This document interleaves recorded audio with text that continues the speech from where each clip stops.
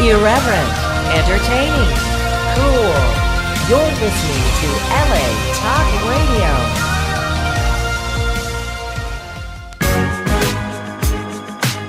You're listening to Raising the Vibration with Sheena Metal, only on LA Talk Radio. It's Raising the Vibration right here on LA Talk Radio. Normally, we are on every Monday from 7 to 9 p.m. We're at raisingthevibrationradio.com, and we're at latalkradio.com. I'm your host. I'm at sheenametal.com, and we are live on Facebook. Hi. If you're watching us live on Facebook, hello. I'm at sheenametal.com, everywhere on social media at Sheena Metal. And of course, Raising the Vibration Radio is an offshoot of a movement of peace, love, kindness, and unity that I started November 9th of 2016 called I Am Raising the Vibration of the Nation and the World. And I have a wonderful group of people that work with me, some of my best friends in the whole world. They are my Vibrational Council, and they're the people that are moving this movement along and taking it out of its first year, moving it into its second year, and into the new year of 2018, its third year in existence. But it will start at the end of the year, so we're really just starting our second year. Christmas Day, just not even a little more than a month after I announced the Vibrational Council, and after we did our anniversary show here at LA Talk Radio, we lost one of our own, our dear friend Michael Steindel, who was our videographer and our editor and soon to be the director of our new web series, passed away unexpectedly on Christmas morning. And we're all kind of just shocked and stunned and blown away in a really the worst possible way. So I'm kind of a strange bird. When somebody passes, other people have ways to give back. I like to do a radio memorial. I think that there's nothing more beautiful than spending a couple of hours with people that love somebody, getting together, communing, talking about why Michael loved the vibration, why it was important for me to invite him to join this, what we all thought of him, getting to know him at the Improv, and all of us kind of sending our condolences out for his friends and family, and all of you on Facebook who were his friends and family who knew him, or even those that didn't know him that read yesterday my statement about his passing. He was such a terrific, beautiful man, and we were all so lucky to know him. So some of the council is going to call in. Some of the council is going to text me stuff to read live on the air. In studio, I have our wonderful musical director, Jeff Floro, is here. So great to have you here, my friend. I have our the head of all of our amazing alternative spiritualities. My good friend Patty Negri is here. It's wonderful to have you here. And in the back, the first time on one of our Facebook Lives, my friend Glenn Marcinac, who is our veteran in charge of all things armed forces and also, interestingly enough, in charge of our security. So, because not that I'm like a huge rock star and I go places and the paparazzi mugs me, but I do, because I'm an empath, I do go places and sometimes get drained by lovely people who just want help. So sometimes Glenn protects me and babysits me, and that's his job, and he's a lovely man. Jeff and I have worked in radio together for almost 9 years. Patty and I have worked in television, radio, spiritual helping and healing of people for the better part of 7-8 years. Glenn and I, for the last 2 years, were part of an improv group together and a television show pilot that together. And we, these people are my family. So we're here because Michael was my family, and we're here because, see, Jeff's doing his job. Isn't he fantastic? He's up and he's making the world safer for audio. Here we go. How's that? Can you hear me now? Yeah, you are. There we Welcome. Go. I think we're going to have it at any moment.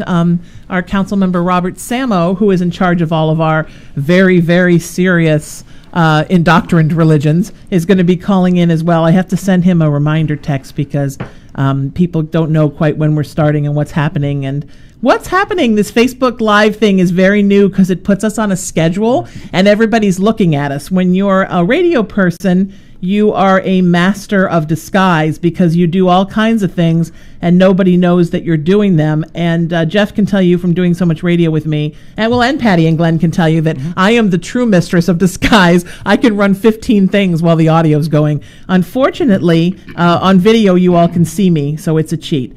So let's talk a little bit really quick. I'm getting Robert set up. And also part of our advisory board, a wonderful member of a new member of our advisory board is the fantastic Lydia Cornell. She's a brilliant actress and a wonderful person. And she was Michael's best friend. And so she's actually been with his family.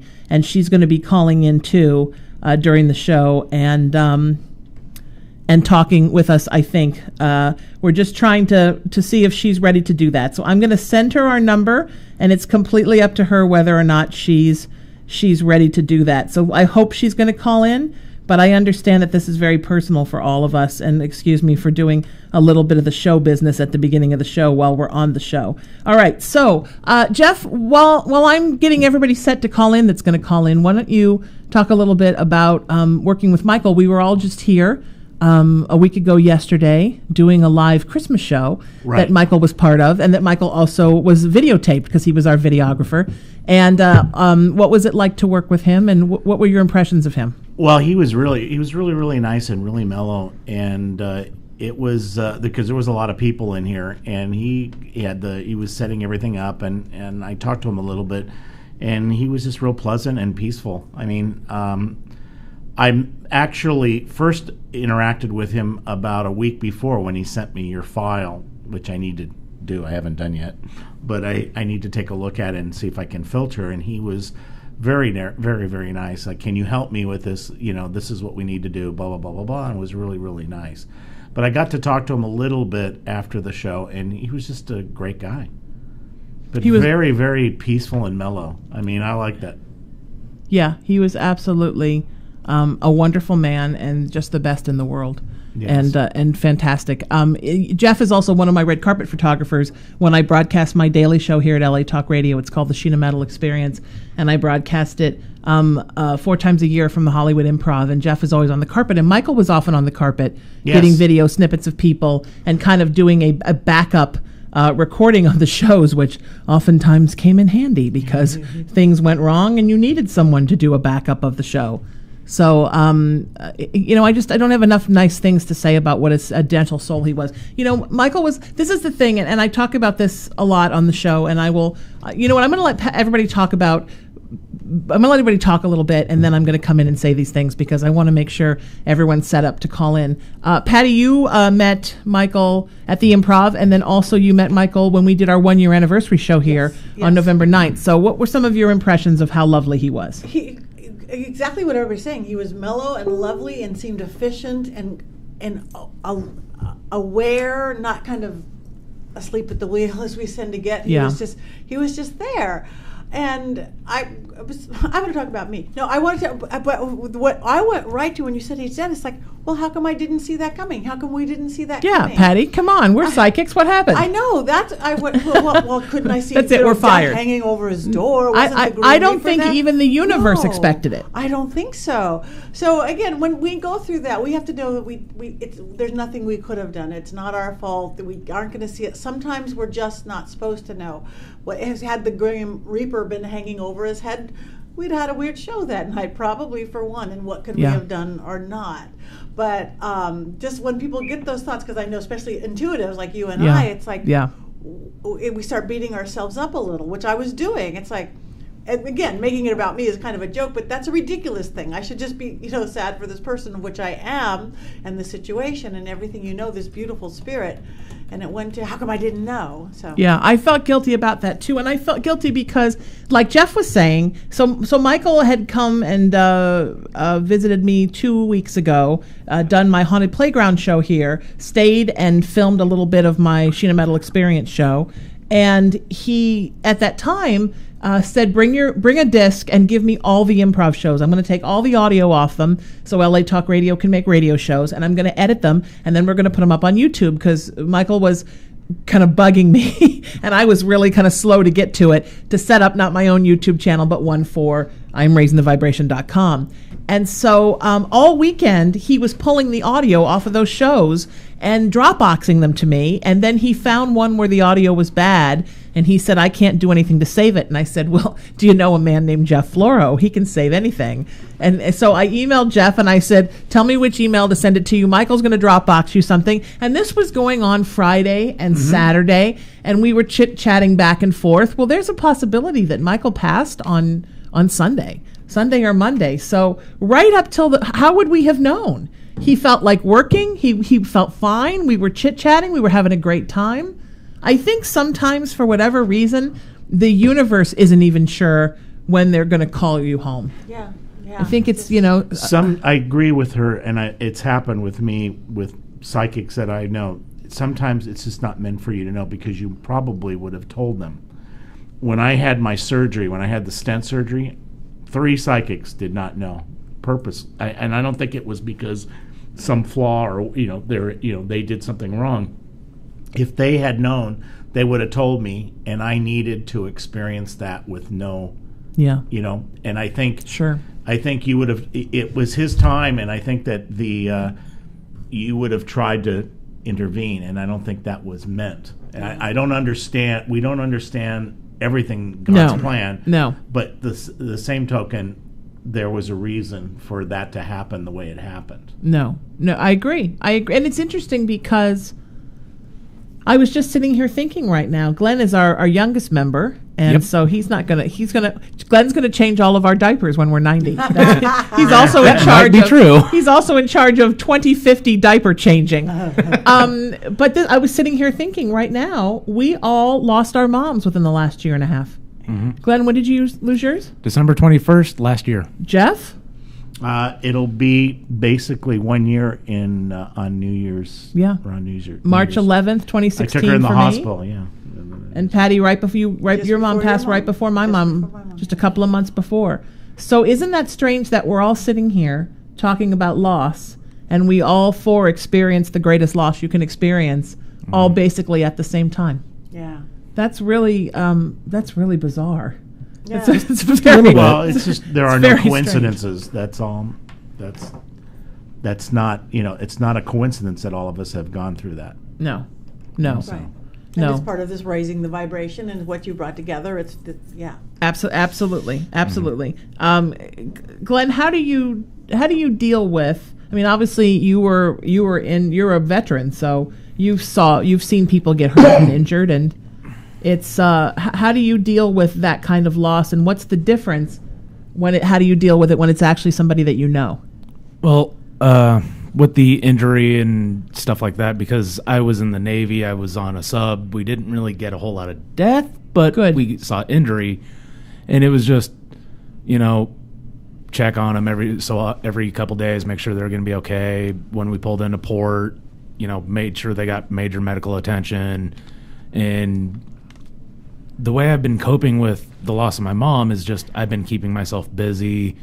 As an actor, most of the roles I want to take require going into a deeper, darker place. So rather than taking those roles this year, I just took the year off to avoid not coming back from there. So I just did the safer thing for my own mentality, and it's just been keeping myself busy, keeping my mind occupied, doing things that I know she'd want me to do, doing things that, would make her happy. And back in May, my dad, my sister, and myself took a trip up to Scottsbluff, Nebraska, where she was born. And I actually told my dad, I said, Mom would be so mad at us if we did not stop by Taco John's. We stopped by Taco John's. Yeah, so my mom grew up in Louisville, Kentucky, extremely poor, and they had almost nothing. And one of her earliest memories was they would give her 50 cents or something, because you could get White Castles for a nickel. And she would walk to White Castle. She was 5 years old. She would always say, I don't know who thought it was a good idea to send a 5-year-old through the Louisville ghetto in the middle of the night to go to White Castle. But she would go and she would get a White Castle for everybody and bring them back in a bag. So I went to the South in April to scatter some of her ashes on my grandmother's grave. My grandmother passed when she was 6. And I might have had White Castle. Because you have to, right? So I did stop at White Castle, but I didn't eat the White Castle. The person I was with ate enough White Castle for 12 people. So so somebody ate all the White Castle, but it wasn't me. But not, the White Castle is delicious, but not the best idea for me. You have to do that stuff. You have to honor them. I mean, that's why we're doing this today for Michael. And the reason that we got the idea to do the video, and my station manager here at LA Talk Radio, Ronan Rosner, who's also part of our council, who's just like my brother and such a genius, we put this together because Michael was a videographer. So what would Michael love more than us doing a video in tribute to him? I mean, that's what you have to do. So we actually have our Vibration Council member, Robert Samo, on the line. And we also have from our advisory board, the wonderful Lydia Cornell joining us, a fresh kind of from spending some time with Michael's family. Lydia, can you hear us? Yes, can you hear me? Yeah, hi, love. Welcome to the show. I wish it was under different circumstances, and I love you so much. I know. How are you? I love you too, and I love doing your show. And I was reading over my text to Michael saying, please help Sheena. She is the best. Oh. And I love your show. I love your cause, Raising the Vibration. But I have been crying in mortal shock for 2 days since I called the police on him to find out where he was. Yeah. And he was my very dearest best friend in the world. We spoke 4 to 6 times a day. He was like my alter ego, my right arm. I don't know what to do. It's like I filtered the world through his eyes, and he was an anarchist, a crazy rebel. He loved, we bickered and fought. I mean, yes. he could be such a lovely asshole, and I was an asshole too to him. We were just fighting and bickering, and I could never get a word in edgewise because he couldn't hear me. And he'd say, let me put my headset in. Wait a minute. And I'd be telling him a long story. And then he'd go, start over. It was like, we just kind of we talked about Trump. We yelled about Bernie. We talked about, the economy. He knew ancient Egyptian soil farming techniques. He knew about soil erosion. He knew how to solve the problems of the world. And we were going to start a history comedy show together where I would be the idiot and he would be the brilliant mind with that deep booming voice. He looked like a Civil War reenactor, didn't he? The last time he was in here, because he'd grown his beard out long, and the last time he was in here, I said, Michael, you're starting to look like a Civil War reenactor. And he was sort of like, you say that like it's a bad thing. And I'm like, no. I say that like that's the coolest thing in the world, because I wish I could sometimes just ditch my life and become a Civil War reenactor. But yeah, there was something. Oh, God, I love him. There was something decidedly 1800s about Michael that I loved. Because I have that same thing, that the propriety and the manners and the respect for others and the helping, understanding what family meant, understanding how to be a part of a community, understanding that it's not going to be beautiful unless we all come together and make it beautiful. Like he really got that. What I loved about Michael was 5 years ago he decided to start, or might have been earlier. Someone keeps beeping in, I don't know why, but he decided his new business model was to help others, always help others, and if it comes back to you, great, but at least you connect people. Absolutely. So he connected me with Klinger, his other best friend. Oh my God, Klinger almost lost his mind last night when I called Klinger from Michael's phone. I have all Michael's telephones and everything. Good. And I was trying to contact everyone who loves him, and Klinger said, Mike, I'll call you right back, and I kept I wish I hadn't called him from his phone. Oh. But I finally reached him, and I told him the whole story, and he went, no, not my mic. No, not my mic. No. And it was the most tragic call I've had to make, because we were the three musketeers. Klinger would fix everyone's tires that knew Michael.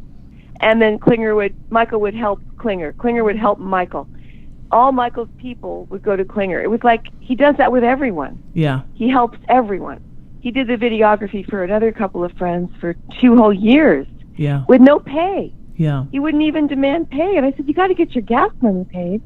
But I just want to give a shout out to Paul Belsito, because he is the one that introduced him to you, I think. And Paul and Steve are really wonderful people. And they had a filmmakers gallery, which I think they've transferred over to Palm Springs. Yeah, Palm Springs. But we all came together through them, and Paul connected. I wouldn't have known Paul without knowing Harrison, another friend.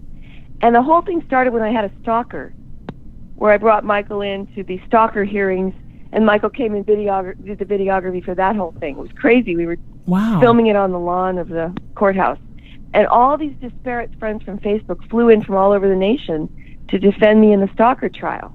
I had a crazy stalker that posed as a war hero and pretended to be a CIA agent, and it's too long a story, but that's a story for another show. He was such a good guy. Yeah, he's such a sweet. I know. I almost feel like I lost my other half. You know what I mean? I feel like I lost on Facebook. A chunk of my soul. I mean, I just can't. Every time I look at his picture, it just seems so unreal to me.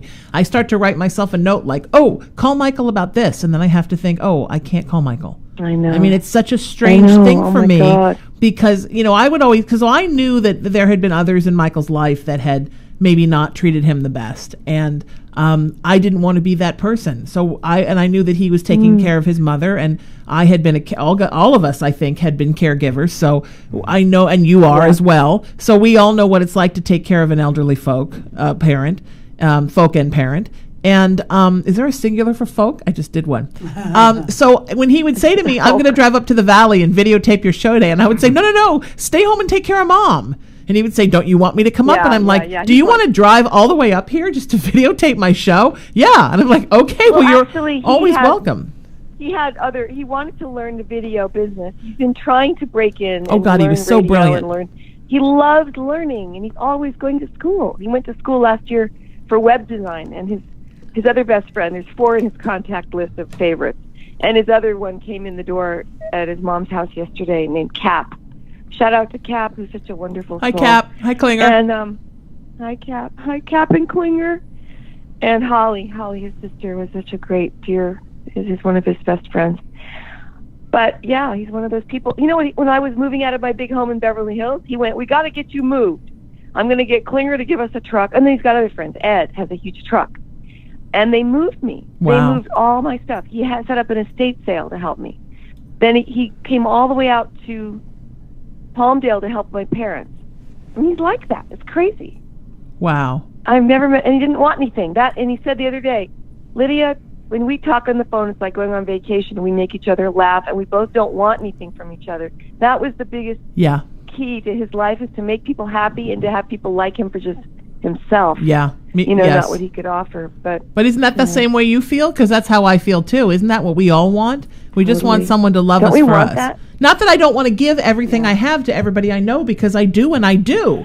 But I don't want people to just be my friend because they're hoping they're going to get extra radio slots, or they think I can introduce them to Lydia Cornell, or Jeff Flora, or Patty Negri, or Glenn Marcinak. Yeah. You know, Michael would go and do the red carpet and film everybody and do all these favors for people. And then this one theater company called him all the time to do it, but they never offered him, just chip in for gas money. I mean, I don't know why. It's a theater company that doesn't pay the actors either. But right. But yeah, but the good thing about Michael is that he knew every flaw I had, every secret, every dark cranny of my life. I could be ugly in front of him. I could be stupid in front of him. I could scream and yell. I could cry. He still loved me, and I him. And when someone gets you that well, that's irreplaceable. Yeah. How many people do we? I mean, I know other people. It's hard as a woman in Hollywood to not always have to put on some sort of a wink, wink, flirtatious air to have a man help you do anything. Right. But there's just some sort of weird hidden price tag. But with Michael, oh my God, he would jump in front of a car for you.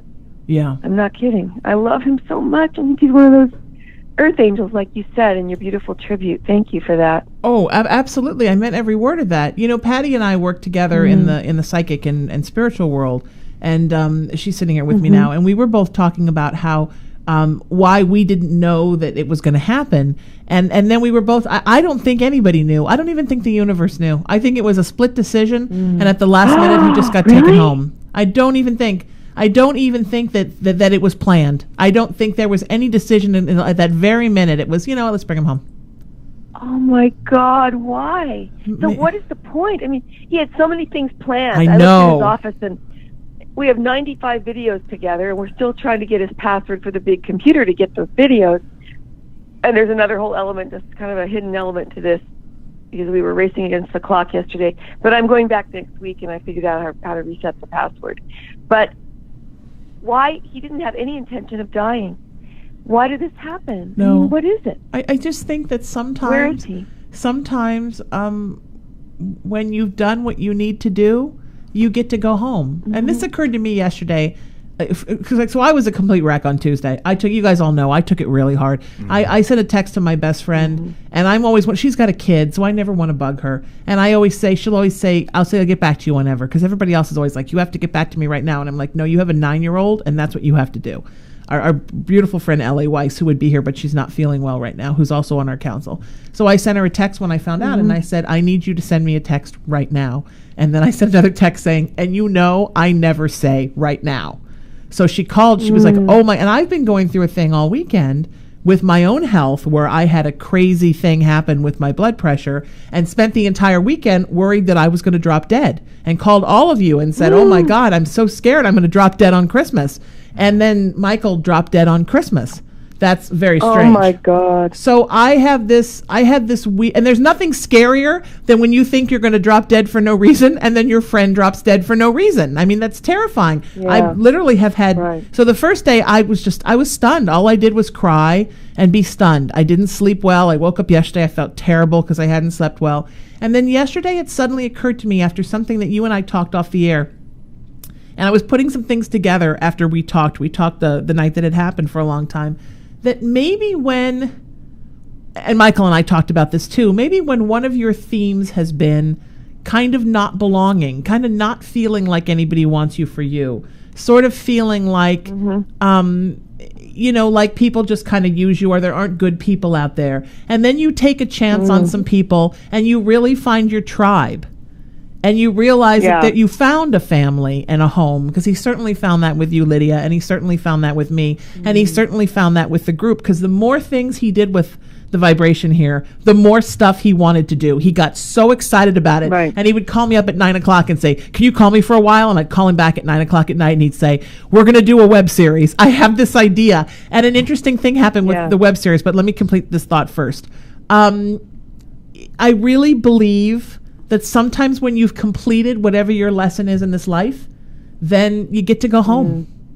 And I think he just got to go home. And I think that now his purpose will be to be here with us in spirit, because I feel him with me all the time. And the first couple of days, he felt very disoriented and confused.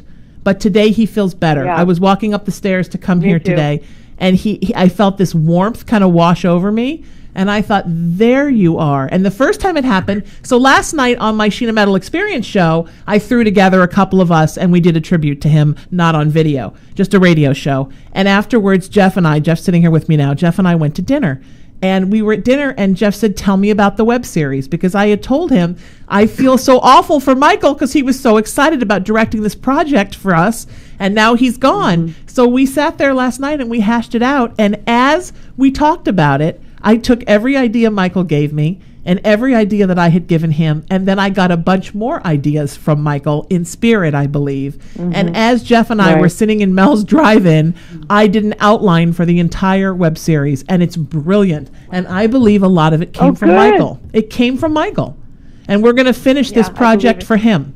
We're going to finish it for the nonprofit, and we're going to finish it for him. We were starting a radio show Christmas Day because he's of his deep. I've been telling him for 5 years, I love your deep booming voice. Oh yeah, and the contrast with my really high voice is so ridiculous, and he's got this historical knowledge. And we were doing this show called What's That Sound? We have 5 shows we were starting. He's just the most excited person about ideas. You're right. Yeah. He sparks ideas off you, and he gives you ideas. Yes. And he would add the funny element, and then he would find something funny I said, and I would suddenly see that it's funny, and we would start laughing hysterically. We couldn't even get through a sentence. But you're right. I'm going to, in honor of Michael, I'm going to do the God shots. I have a trademark called God Shot, small g. Not religious, but it's about synchronicity. Good. I've had thousands of these bizarre, just uncanny evidence of a higher power in my life and other lives, mainly other people, recovery God shots. And we're going to do that in honor of Michael, because he begged me to start that show, and I didn't do it. Part of the lesson of his passing to me is that do the things you say. God, me at too. the time you think of them. Me too, because I was just talking before you got here, sweetheart, about how he had been bugging me for a year more than a year, since before we did those Queen Mary videos to get my YouTube channel up. And I kept putting him off and putting him off and putting him off. And the day after he died, I thought, oh my God, now I have to do it by myself. And not like I was burdened because I had to do the work. I know. But that I didn't get to share it with him because it was going to be our collaboration. I mean, now I will do it for him and with him guiding me, but it won't be able to be our thing where we call each other back and forth and laugh about YouTube anymore. So, that's what I miss. About that. I miss that I won't be able to doing it with him. I wanted to make him money too. I was going to give him all the proceeds of whatever we made. Plus, he was going to, he's duplicating my original comedy DVDs, and I said, you keep all the money and you start the marketing. And we could never quite get it going. You know what I mean? I was going to go to his house and start, and he was cleaning out his studio to start the video booth we were creating. Yeah. And it's just like he died in the middle of his song. He was about to start his real career. I think. And it's funny because I've been planning to do this, not this web series for the Vibration, but a web series I wrote 5 years ago, and I put it to rest because it just sort of seemed like the Charlie Brown of web series. First, I lost one of my main actors to a stalker. Then I lost my mom got sick and I couldn't do it while I was taking care of her. Then she died and I couldn't put two thoughts together. Then I lost another one of my main actors to one of her mother passed, and then she changed and got really weird about it. Then I lost another one of my lead actors to politics after the election. And I thought, you know what? This thing is just Charlie Brown and it's dead. So I had pretty much given it up. And then out of the blue, about 2 months ago, suddenly I started, all the actors that I needed to fall into these slots that I had lost just came into my brain and dropped down. And I thought, you know what? I can do this with these actors. And then my director got a job working for some big fancy thing. So she was gone. And I thought, well, all I have to do now is find a director. And 2 days ago, I was shopping at the mall, and Michael had sent me a text. And I saw the text and I saw his name, and I thought, I'm going to ask you to direct this the next time I see you. And then I never got to. And he would have loved it. He would have loved to have been on set directing something like one camera, like film style. I mean, that was really what he wanted to do, was to get in there and do the camera angles. Yeah, he wanted to learn all that, and he was such a film buff as well. He was really training himself to become a director. You're right. And so, but you know what? Now I have to do these things because I have to do them. Them for him. So, sweetheart, I know you're exhausted, and I don't want to keep you. I want you to come back, and we'll do a separate thing and just do a show and talk about Michael. I would love that. Okay, honey. I love you. God bless you, and angel prayers and wishes for all of the people who love Michael as well. Thank you. Really dorky, and I'm so honored to have you as a part of this movement. You don't even know. Thank you for being part of this. Thank you, honey. I love you. You take care of you, okay? I'll send you a text tonight. All right. Bye, honey. Okay, I love you lots. To Michael. Bye. Lydia's wonderful. That was beautiful. Yes. Super beautiful. I might actually know a couple of directors. Well, see? Yeah. Things are meant to be, right? And I can't even tell you how effortlessly Glenn, Jeff, and I set this thing up last night. Mm-hmm. And I thought, this is so odd. And another thing is, we talked last night, Jeff and I know I announced this when we did our holiday party, but Jeff and I are going to collaborate on a meditation CD. He's going to write all the music, and I'm going to do all the meditations. And last night I said to him, we are going to do this by the beginning of 2019. We have 1 year to get this thing done, because I don't want it to be another thing where we say we're going to do it and we never do. And then God takes one of us home. One thing I want to that I'm seeing now, I have to admit, I only recently met Michael. Right. But what I see from everything that's happened, first of all, he got it in terms of how he was selflessly giving himself. Yes. That's a very important thing. I love what Lydia said about that. Yeah, just give and give and give, and if it comes back, great. If it doesn't, great. Because isn't that the ideology of every one of us? Right. But the thing is, he did that, but also, too, the inspiration now. You got your ideas going on, Lydia's doing her thing, you got your thing, things are happening. Yeah. That's what I'm picking up is that's what he was, that completed his lesson. I agree. Because he was an example of selflessness, and that is important. It's not important that he directed a film. That's not really the issue. The issue on a more spiritual level is the example that he gave and the inspiration that he gave. Absolutely. And again, when you finish the lesson, it's time to go. You go to the next level. And if you're listening right now and you have a bunch of stuff on your docket that you have been thinking about finishing, the book, the CD, the nonprofit, the whatever it is, the website, promise yourself for us and for Michael that you will do it. That this will be the thing that you will do, that you won't put it off anymore, because there's no time like the present. Robert, are you with us? I'm with you. Hi, sweetheart. How are you? It's wonderful to have you here. Thank you for being here. Robert, of course, is our very serious religion guy. I see. Hold on one second. It's the voice. Right. Isn't that right? Patty has more of like a new age voice, and Robert has more of a, I've studied religion seriously, like in college. I do have the degrees on the wall to prove it. Oh, and isn't it crazy now? I'm thinking about going back and maybe going back to graduate school and getting my graduate degree in religious studies or theology or something. How crazy is that?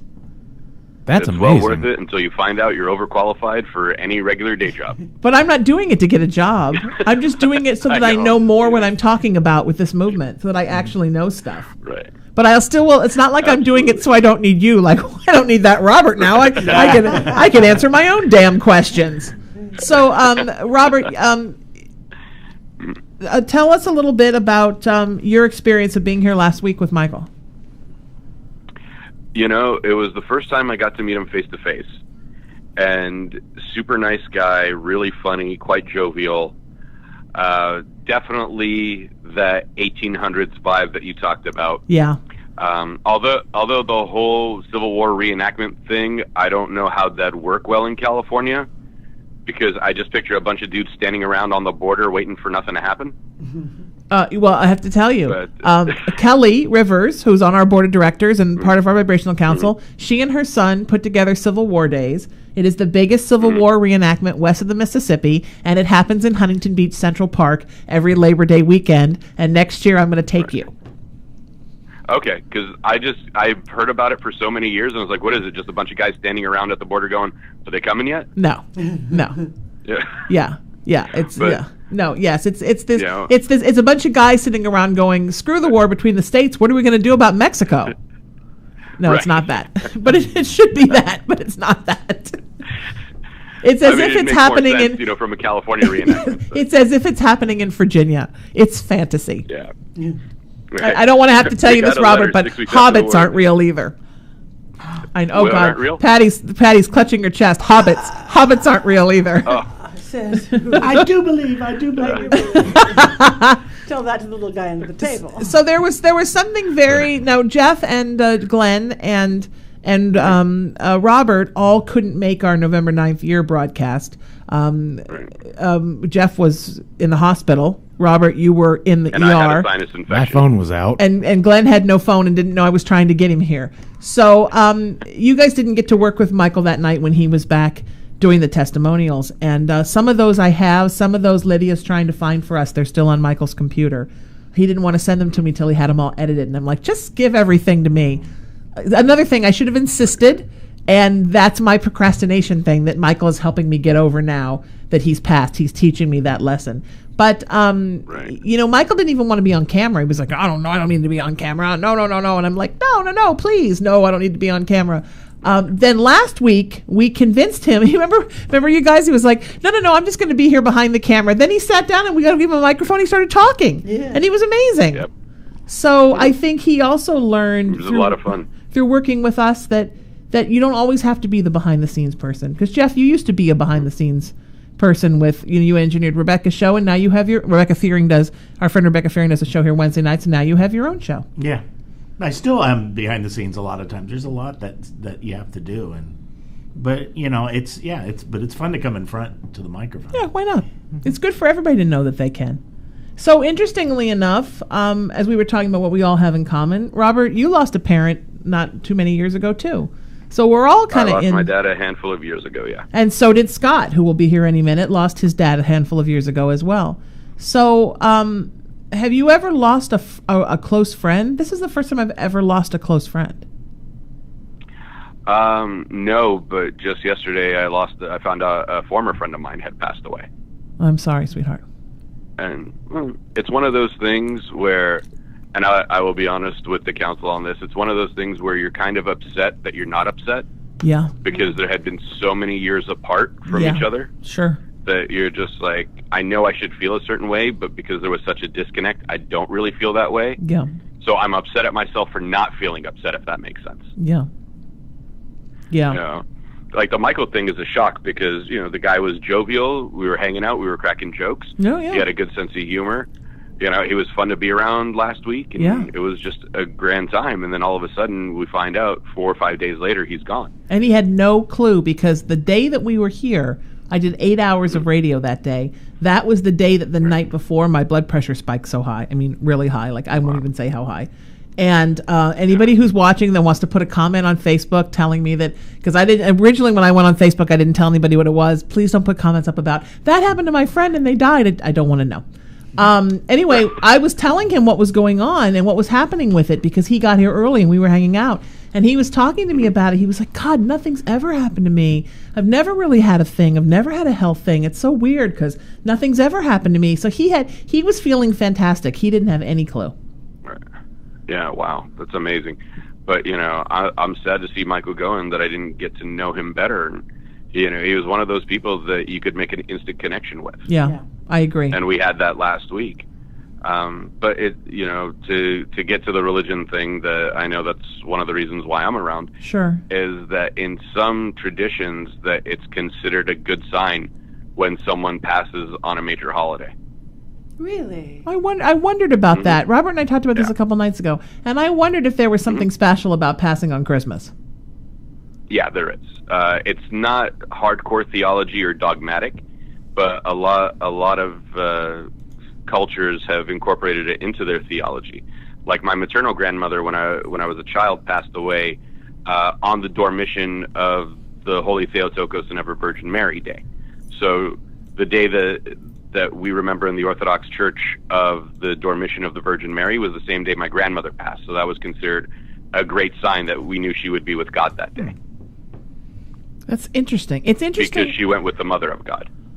That's beautiful, though. And plus, it will make it, because otherwise the holiday, you don't want somebody to think the holiday's ruined now. It's just my friend died. Now it's a positive spin. Yeah, I like that. I was just thinking. It's not just a spin, but I mean, it's you know, to use the word omen, I guess, from a secular or a non-traditionalist vernacular. It's always a good sign because you're remembering whichever deity it is that day. And if someone passes with them, or as they come into this world and you go out, it's a sign. It's a sign that they're with that deity, especially if they believe in that faith. I would think for fiercely Christian people, I would think that passing on Christmas was a blessing. I mean, very sad for them in the three-dimensional world, but very but very good for them in the spiritual world. This idea that, you know, it's Jesus' birthday and then Jesus comes and takes them home. I would think that would be very important. And in the Bible it says that the heavens opened up when we're so jovial that, you know, the sound of trumpets erupted from the skies and the heavenly hosts had welcomed him. So to pass over onto the other side and now to celebrate with the heavenly hosts on the day of the coming of the Lord is considered a huge blessing. Yeah. I was just thinking about how amazing it is that all of us were raised so differently spiritually. So, Patty, you were raised nothing. Nothing. Atheist. Yes. Jeff, you were raised very Catholic. Robert, you were raised very Orthodox. Ken Werther, our publicist, was raised very not religious, social Jewish. Ronan is Jewish from Israel. I was raised kind of social Presbyterian. Glenn, how are you? JP, Jeffrey Morgan JP, was raised Quaker. Wow. How about, Glenn, how about you? It's kind of weird because I went to Catholic school because I was baptized Catholic for the first 5 years. And then after that, you know, my dad, who grew up very, very Catholic, he just kind of said, you know, these are all stories. A lot of them are fact, but you have to interpret them for yourself. Yeah. Don't interpret them for somebody else, as somebody else says. And I just take that really strongly. And it's like, you know, you're right. why let somebody else make my interpretation of words in a book? I agree. I think that if you read all the interpretations, you find the truth in the middle of all of it. And the truth is that it doesn't, I don't think that it matters. You know, everybody has okay, I talk about this all the time, and here we go again. Don't get offended if you're super religious. So it's I call it the block of cheese analogy. 12 people are sitting in a circle. They all speak a different language, but they're all eating a block of cheese. In the long run, it doesn't matter what they call the cheese because they're all doing the same thing. And all of us are on the earth having a connection with the higher power, and we're all having the same experience.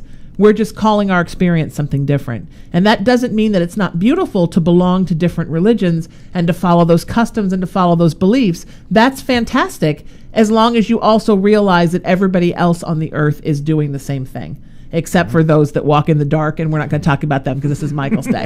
I'm not going to go off on that because this is Michael's day. But, you know, basically, Robert, what you grew up with in the Orthodox Church may have been very different from what Jeff grew up with in the Catholic Church, very different from what Glenn's father just told him, very different with how Patty grew up, how I grew up, how we all grew up. But the bottom line is that essentially we all believe the same thing, which is there is a higher power and want the best for the world and be good to people. And if you're an agnostic or an atheist and you don't believe in a higher power, then you still believe be a good person and do good for people. So we all want the same thing. We just want it in a different way. Which is cool. Yeah, to me it's like a template. It's like, what template are you going to put on your computer? What template, you know, it's a roadmap. You find your roadmap that works for you. Different strokes for different folks. Yeah. I like what they said in Dogma. Don't have faith, but believe in a good idea. Sure. Yeah, and that good idea can be faith. I mean, I have so much faith that my faith has faith. But I don't think that necessarily people would think the kind of faith that I have is necessarily the right kind of faith. And Michael was a hardcore atheist. Oh, Michael was our atheist. Well, Jeff is an atheist too, but Jeff is an atheist plus, like JP, not Jeff, Jeffrey Morgan, JP. He's an atheist, but he believes in psychics and energy, and that's not an atheist. And Patty grew up with it, and her grandfather was the king of the atheists, and he knew all about that stuff. Yeah, exactly. Scott, how are you? How did you grow up? Scott is joining us. Scott Travis. Hi, love. No, I'm not. How did you grow up spiritually? I was brought up Greek Orthodox. Actually, I should say I was born Greek Orthodox. Brought up Presbyterian, and after I stopped going to church, I think the last time I went to church was my mother's wedding. My mother's wedding when I was 10. Let me just really clear up his mother's second wedding. My mother's second wedding. I was a little Kentucky for a minute. My family's from Kentucky. Actually, technically, if you really want to I was at my mama's wedding. If you really want to be technical, I was at my mother's wedding. I just happened to be in her stomach at the time. You were at both your mother's weddings. I was at both my mother's weddings. Wow. Now that I think about it, I've been in 3 weddings. My mother twice and my stepmother. But then I believe in a higher power, but I really didn't go to church or anything like that. Now what did you call me, agnostic? I used to think you were agnostic, but over the last 3.5 years, he corrects me, since we've known each other. Three I now would say that you are a skeptical metaphysical person. I think that you have a lot of new agey beliefs, but you're not quite sure you believe them. I believe it. No, I do believe it. I'll believe it 1,000% when I see it. Oh, so okay. It's I don't know what happens after let's this. not see it for a while. I can't lose another one of you right let's now. put it this way. Or let's do a seance. Very funny. Okay, let's. Oh no, she's not kidding. I know she's not. I know she's not kidding. You'll say Okay, let's put it this way. I don't know where we go when we leave this planet. I just hope that I will see my dad again. You will. And that's all I hope. That's all I hope for. You know, an interesting story. I don't know if I've told the rest of you this, but when Scott and I were first getting to know each other, we went to see Rebecca's show, Rebecca Fearing, Jeff and my mutual friend Rebecca Fearing and Patty's at the El Portal Theater in North Hollywood. She was Oh my God, I forgot about that. And we were sitting in the theater. The blast. It was a blast. And I was just starting to come to grips with my gifts. Like I knew that I was an intuitive and I knew that I was an empath, but I don't even think I had come out of the closet about my spiritual gifts yet. And I certainly did not, unless I was in a haunted location, which the El Portal is, I never ever had any medium skills at all. And we were sitting in that theater. That was Candy Night, right? Candy Night. Okay, I remember. We were sitting in that theater, That's right. and I heard Scott's father in my ear telling me how proud he was of him. And that was one of the first times that somebody that I knew or somebody that a friend of mine knew actually talked to me. That was one of the very first times, and it was as clear as a bell. And I that was right after he passed away too. Yep. He passed away that year. And I remember you seeing somebody on the stage, and there was nobody up there. Well, yes, I remember that. Yeah, because Jeff hosted that show. I remember that. That freaked me out. Yeah, but that was different because that was a ghost in a place. I also felt that ghost that's there. But that I'd done before, but I'd never had somebody's relative or friend come and talk to me. And I always feel like they're right here, which is where I always feel my mom. So now they kind of have to sit on my shoulder with Mom because that's kind of her permanent place, and nobody puts Mama in a corner. Okay, I want to tell you a story. Right after my dad passed away, my mom gave me his car. I mean, of course, after she went through everybody in the family first to see if they wanted it. But I remember one morning, and I don't remember exactly what I did that morning, but I had Shelby, my dog. Oh, that's right. My other dog was at the vet, so I was going to the vet to get the dog, and I had Shelby with me in the car, and got in the car in the parking garage, and I sat down, and I looked in the rearview mirror, and I had to shake my head for a second because I'm like, what the did I just see? And I looked again. I could have swore I saw my father sitting in the back of the car, and it freaked me out, and I turned my head. Nope, not there. And then I start the car, and I'm just about to back out, and I look. I mean, I see something over my peripheral vision, and Shelby is going like this. She's like moving her head like back and forth, like dancing to a song or something like that. I'm like, what the hell are you doing? And I turned back and I looked at her, and she was still doing it, and I didn't get it. Okay, this is a little weird. And then I looked in the rearview mirror, and I swear to God, I saw my father petting my dog. I swear to God, I saw him petting the dog. Sure you did. Yeah. And it was the weirdest thing I've ever seen in my life. I've never seen anything like that before, or since, for that matter. But it was strange. My dog was my father's car. My father was in the backseat petting my dog. Yeah, and that makes sense. Again, his item and mirrors. You saw it through the mirror, which are portals, and dogs can always see. Cats and dogs. That's where I was confused because I'm like, well, okay, you can't feel a dead person. Like I can't, If he's petting my head, I'm not going to be moving my head around, But the dog, it's just really weird. It's well, then I'll tell you something interesting that happened to me that I don't know that if we talked about this or not. So my cat Molly sees everything. Anything's ever come in my house. She's like, it's like living with Miss Cleo, and she Christmas morning, the early morning of Christmas morning, so Christmas Eve going into Christmas morning in the middle of the night, she sat on the edge of the bed where she never sits, and she stared up at like person height, and she was just staring and staring and staring, and I thought it was my mom, because Mom and I kind of had a deal that I wasn't going to see her or hear her because it would freak me out and upset me too much. So I thought she was coming to keep an eye on me, and I kept thinking, why is she standing there by the bed with Molly looking up at her when she's always with me anyhow? Like, why is she suddenly showing herself to Molly? Although she did right after she passed, because Molly had never met her, because Mom wasn't very ambulatory when I got Molly. And the first couple of days after Mom passed, Molly would like jump straight up and run out of the room, because I think she didn't know who Mom was. And then she calmed down. So for all I know, Mom's walking around all the time and Molly sees her and doesn't care. So if that is the truth, then why would she suddenly be staring? And I wonder now if it was Michael. Because it was right about the time probably that he passed. We'll know for sure when they get all the stuff back. It probably was. But I have a feeling it was probably him. Too. I got goosebumps on that. Because she was just kind of staring at him like, Wow. And it was a little bit taller than Mom. And Michael, like Jeff and like Scott, is 400 feet tall. And Patty, who's almost 400 feet tall. So, I mean, she was really sitting there on the edge of the bed with her neck up, just staring with these big wide eyes. She didn't look scared. And I thought, oh, God, I'm going to see something. Please, God, let it be my mother if I'm going to see somebody. Let it not be some big old scary thing that's like purple or black or green or something. Because I might have been watching a haunting marathon. Or Barney. Or Barney, the ghost of Barney. That's scary. Barney's scary enough, not as a ghost. Yeah, that's the scariest thing anybody's said on the show so far. And I love that we're talking about ghosts because Michael was fascinated with the paranormal, even though he wasn't sure if he believed. And he always wanted me to go to haunted locations with him and do seances. And that's why we did a whole night of wandering around the Queen Mary doing videos. Well, I have a question for you. Sure. What do you do when you?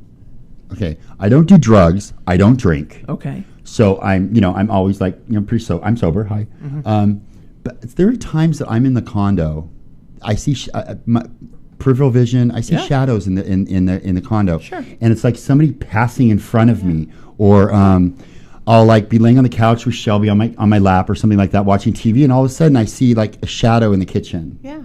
It's really weird. It's like I want to think the condo's haunted. I think it might be haunted. But and I don't think it's just one person. I think it's more than one person. Spirits come and go. You might have one person or more than one person there, or people come in and go out. They see your spirit. We give them senses of life, and you are going to see it through your peripheral vision. More and more stuff is going to happen because the veil is really thinning between the worlds. So more and more people are going to be able to see and get the sign. The last 6 months, Patty, I've seen it a lot. Yeah. I mean, a lot. Yeah. And it's like it's not. I mean, it kind of freaked me out at first, but then now I'm just kind of used to it. But it's like every time I see one, it's like I'll think of somebody who's passed, or I just thought of somebody that's passed. Like just the other day I was thinking of my yaya, how she used to make this phenomenal spanakopita, and I was just thinking about her, and all of a sudden I saw a shadow pass right by me, and I'm like, could that have been her? Yeah. Saying that she, she was acknowledging that I just thought about her or something like that. That's the first time I've ever heard you speak Greekish. I can always speak Greek. Sagapos, Lukamades. So, Robert, I know food. What's the difference in how you were raised Orthodox and Scott being raised Greek Orthodox? Same thing. I'm Greek Orthodox. Oh, Robert's Greek Orthodox. Hi, Robert. Did you know that about each other last time you were here when we did the holiday show? I didn't. No, I was still waiting on my second candle.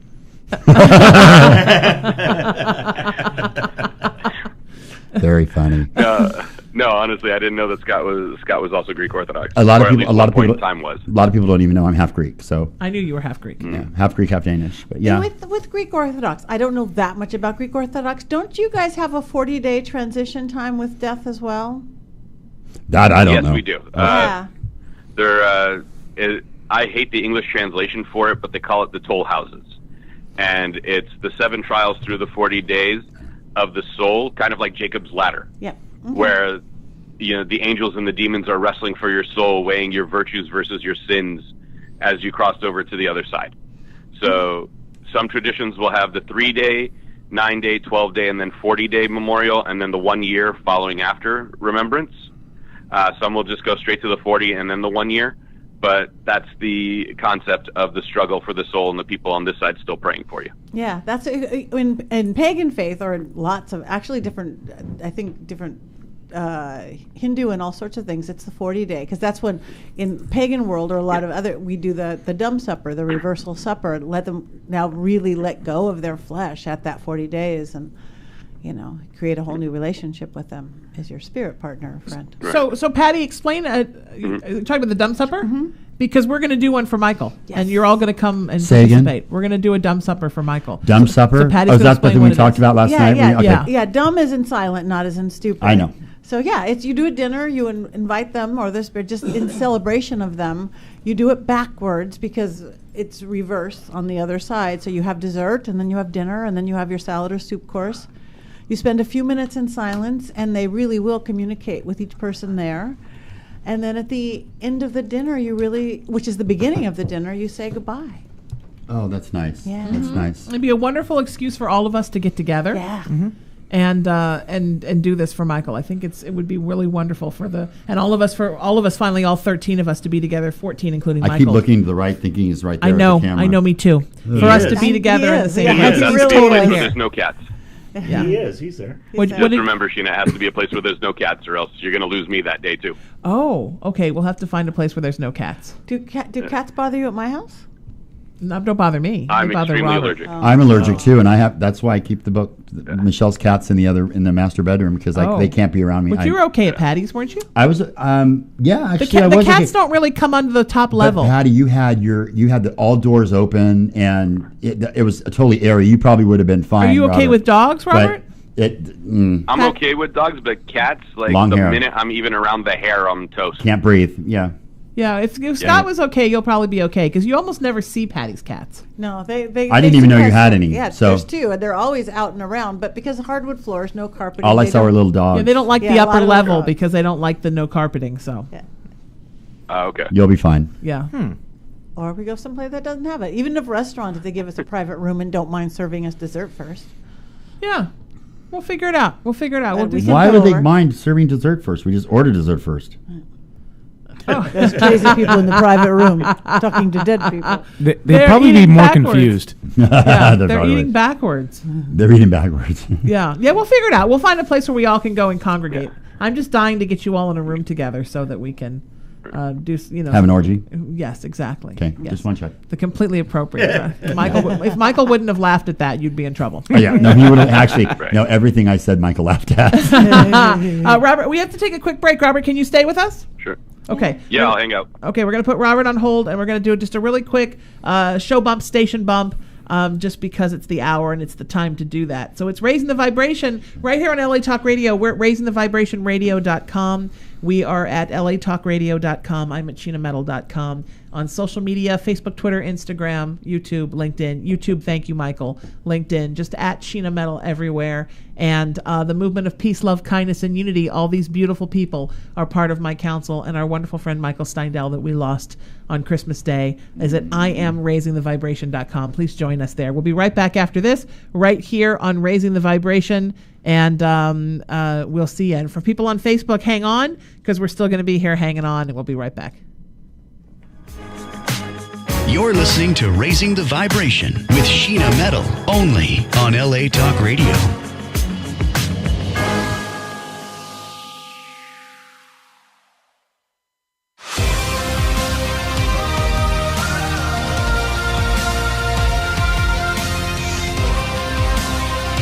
Irreverent, entertaining, cool.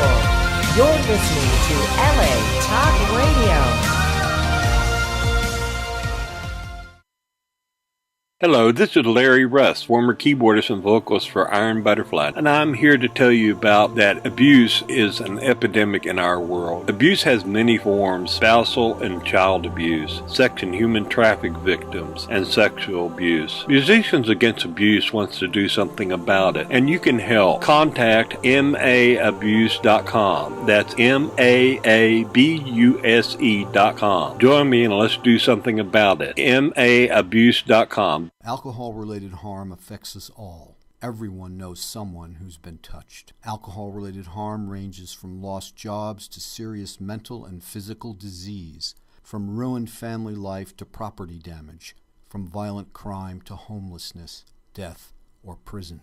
Go to alcoholjustice.org and sign up for action alerts and e-news. Then you'll be ready to add your voice to many others when it's time to call for action that will reduce alcohol-related harm.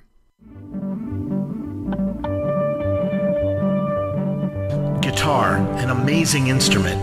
It has developed into an incredible voice in today's music. So many types of guitars, so many styles of playing, all sorts of gear. How does one make their voice be heard as a guitarist? My name is Jeff Floro, and welcome to All About Guitar, where we talk tone, we talk technique, we talk gear. So join me 8 p.m. Pacific Time, 11 p.m. Eastern Time at www.latalkradio.com on Channel 1, and let's explore all about guitar.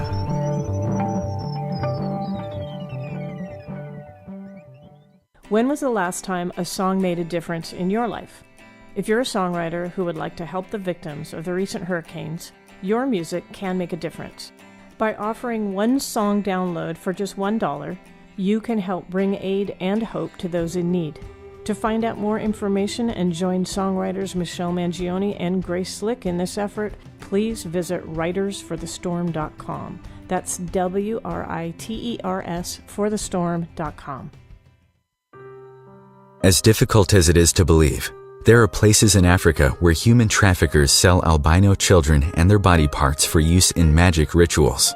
Humanity Healing International is actively working in Uganda to change this paradigm. The Albino Rescue Project finds albino children who are at risk and places them in safe schools and environments where they can learn and grow free from fear. To learn more or to sponsor a child, visit humanityhealing.org. Humanity Healing is where your heart is.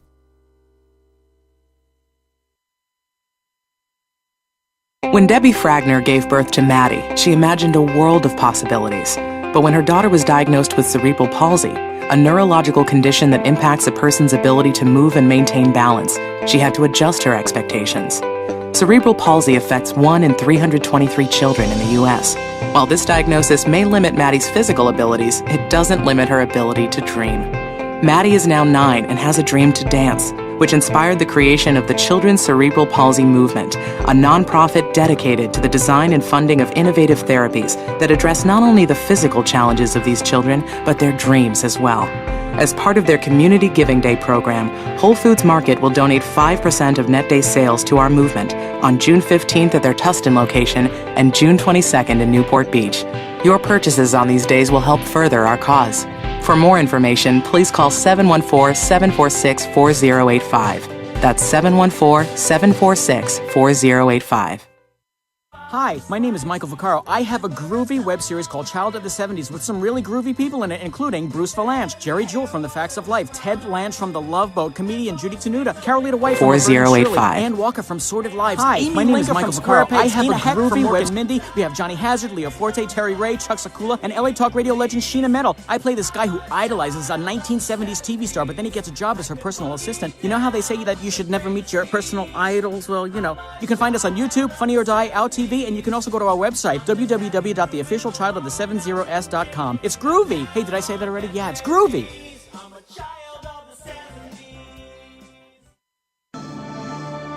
Om Times Magazine is one of the leading online content providers of positivity, wellness, and personal empowerment. A philanthropic organization, their net proceeds are funneled to support worldwide charity initiatives via Humanity Healing International. Through their commitment to creating community and providing conscious content, they aspire to uplift humanity on a global scale. Om Times, co-creating a more conscious lifestyle.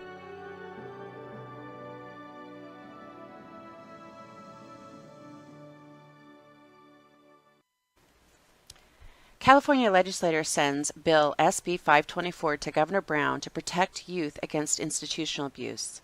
This bill would regulate residential programs notorious for abusing, attempting to convert LGBT youth. Let's be the change. Every child deserves to be treated with dignity and humanity. Stand with the Los Angeles LGBT Center and SIA organization against child abuse. Support SB 524. Go to pya.org and let your voice be heard. Did you know that healthcare institutions provide arts programming for patients, families, and staff because of their healing benefits? Shorter hospital stays, better pain management, and less medication. Believe in the art. Go to www.mvcaf.org and click the donate button on any page. Support the Moreno Valley Cultural Arts Foundation.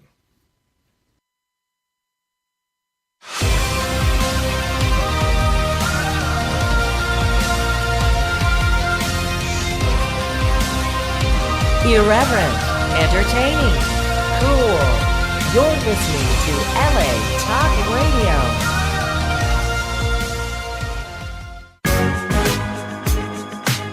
You're listening to Raising the Vibration with Sheena Metal, only on LA Talk Radio. It's Raising the Vibration right here on LA Talk Radio, and I am your host, Sheena Metal. We're at raisingthevibrationradio.com. We're at latalkradio.com. I'm at sheenametal.com. Social media, you can find me just at Sheena Metal everywhere. And the movement that started all, our movement of peace, love, kindness, and unity, it's called I Am Raising the Vibration of the Nation and the World. We're at IamRaisingTheVibration.com. Please join us. We are live today on Facebook in a couple of places. We are live on LA Talk Radio. We are doing a special show at a special time, and we are paying tribute to one of our wonderful Vibrational Council, our dear friend Michael Steindel, who passed on Christmas Day, and we loved him so much, and we just want him to know that we are here, and we're doing what he would love. We're making a video, because Michael always wanted me and us to make more videos. So now here we are making videos. I'm here with Scott Travis, Jeff Floro, Patty Negri, Glenn Marcinak, Robert Samo is on the phone, and everybody who can't be here, of course, sends their love and their best wishes. I have something to read from our Vibration Council member, Jeffrey Paul Morgan, who we call JP, because we have two Jeffs, because he is home with the crud, this hideous crud that we have all had, the crud that stopped Robert from being here for the anniversary show, the crud I got the night of the anniversary show. I think we have all had the evil crud. So this is what he wanted to say, and I really love what he wrote. This is from JP. Michael was always in a good mood. Whether he was working at one of Sheena's events at the Improv or here at LA Talk Radio, I never saw Michael excuse me. I'm sorry. I'm reading something? Oh, is it about JP? Yeah. Oh, okay. Yeah, you know what? You're such a bad person. JP, I love you. Now you're in trouble. Mike's. And Michael wouldn't have thought that was funny. All right, we're starting over. Can you be quiet for 5 seconds? Oh, no mic. Oh, right on. That's cool. For the sake of Michael? Oh, good. Thank God I had your mic turned off. Okay. I'll be nice. Freudian slip. Michael was always in a good mood, whether he was working at one of Sheena's events at the Improv or here at LA Talk Radio. I never saw Michael without a grin or smile. My heart is broken at the news of his untimely passing. We were just getting to know each other. Wishing Michael's family is surrounded by a loving hug. Michael, you are missed very much. That is certainly true, right? Beautiful words, JP. Mm-hmm. Yeah. JP, you're so thoughtful. So interesting thing. I did everyone's numerology. I'll have to tell you all about your numerology. Not again. Yes. And I wish I had sent it here. The next time we get together, I'm going to read it, because the really interesting thing is that there were 4 numbers out of 11 that nobody had. We're like 2 of this, 2 of that, 2 of that, 3 of that. So of all of us, of all 14 of us, I did Michael's 2. It was before he passed. The only 2 that have so there's, in numerology, you have a 1 number that you are, that's your life path number. But then depending on what the numbers break down to make that number. So if you add your entire birthday up and it comes out to 32, then you break that down to 5 and you become a 32-5. So of all the 5s in the council, the only 2, and they happen to both be 32 5s, are Mr. Scott Travis and Mr. Jeffrey Paul J.P. Morgan. So my lovely bickering brothers in arms have the exact same numerology, and that would probably explain that. And now probably JP is laughing until he can't breathe because he's very sick. JP, if you're laughing until you can't breathe, at least roll off the bed. And interestingly enough, Sorry, actually, I lied. There are 15 members of our council because I can't forget my mom. Right. And the person who has the same exact numerology as my mom is Patty. Really? Patty and my mom are both 27 9s. Wow. And 9 is kind of the most spiritual number. Wow. Glenn, I believe you're an 8. And Diane Piak, who does all our graphics, is also an 8. I think you're the 2 8s. And Jeff, I think you're a... you're a 2911, just like me. Jeff and I are exactly the same. What's 2911 mean? It means that my birthday breaks down to 29 and then breaks down to 11. So April 2nd, 1967 breaks down to 29. If you add a 4 and a 2 and a 1 and a 9, you do it like that. And then 3 of us, 3 of the people on the council, who are all, except for Patty, my best girlfriends, are Suzanne Groff, who was with the show on us yesterday, Ellie Weiss, and Kelly Rivers. All are 30/3s. Wow. Isn't that weird? That is And then my wild. other best friend, Amy, is also a 2911 like me. And then Patty and my mom have the same numerology. There are no accidents, what's my Glenn? friends. Glenn, I believe, is an 8. An 8? I think that he and Diane are both 35 8s. But that's only one number. No, you get a 2-digit number, and then your big 35 number 8. is a 1-digit number. So 'Cause you're you a know 5, I know nothing about which means numerology. change. 5 is change. Robert, I'm not sure what you are. Did you figure yours out? Robert, I totally forgot. 1978 is 33. So you're a 33-6. When you add the numbers up That's individually. right. You're a 33-6, and somebody else is a 6-2. I think it's Ken Werther, our publicist. Isn't that weird? The funny thing is, my short-term memory is so terrible. Michael would laugh.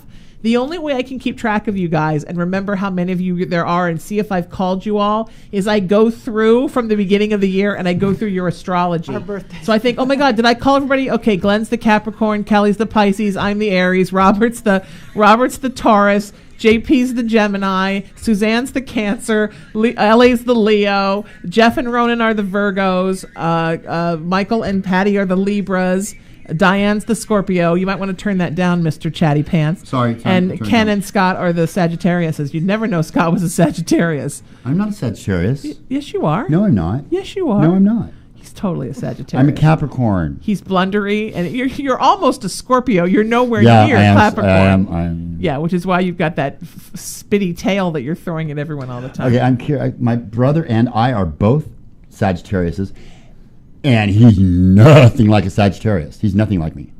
Okay. So he's totally different. He's got a totally different personality and everything. I find that very strange, since we were born one day apart. Huh. That's interesting. Really?